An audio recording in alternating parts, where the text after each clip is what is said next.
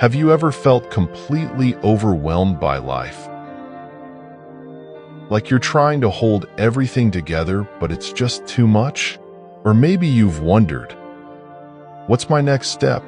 Where am I even headed? If any of that sounds familiar, you're not alone. And there's a chapter in the Bible that speaks right into those feelings. John 14 is one of those chapters that speaks right into the heart of our everyday lives.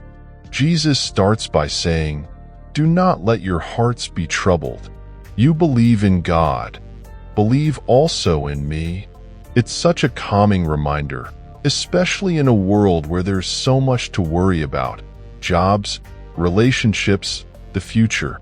Jesus is saying, "I've got this. Trust me."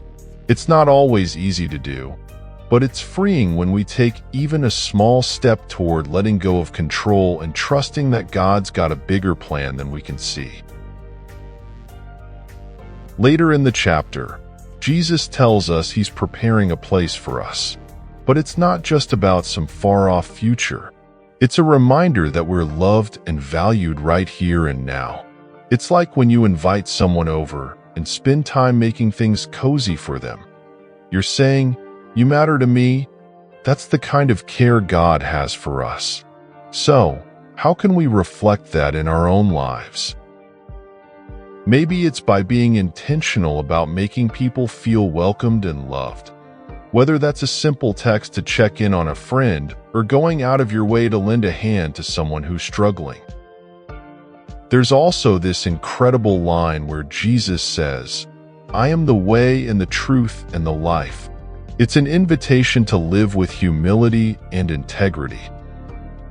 Jesus doesn't just show us a way to live. He is the way. That's challenging, isn't it? It's easy to get caught up in doing things our own way. But what if we paused and asked, am I living in a way that reflects Jesus' love and kindness? Whether it's in how we treat a coworker who gets under our skin or how we handle stress, choosing Jesus' way often means choosing patience, forgiveness, and honesty, even when it's hard. Then there's the part where Jesus talks about guarding our words. He says that when we love him, we'll keep his commands. One way we can do that is by being thoughtful about how we speak. Our words have so much power. They can build people up or tear them down. Think about the last time someone said something kind to you.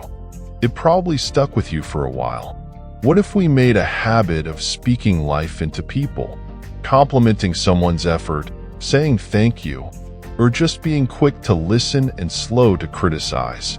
It's a small thing that can make a big difference. And Jesus doesn't leave us to figure all this out on our own. He promises to send the Holy Spirit, calling him our advocate and helper. It's like having a personal guide for every decision, every challenge, every day. The Spirit nudges us toward living generously, not just with money, but with our time, attention, and compassion. Maybe that looks like paying for someone's coffee, volunteering at a local shelter, or simply being present for a friend who needs someone to talk to.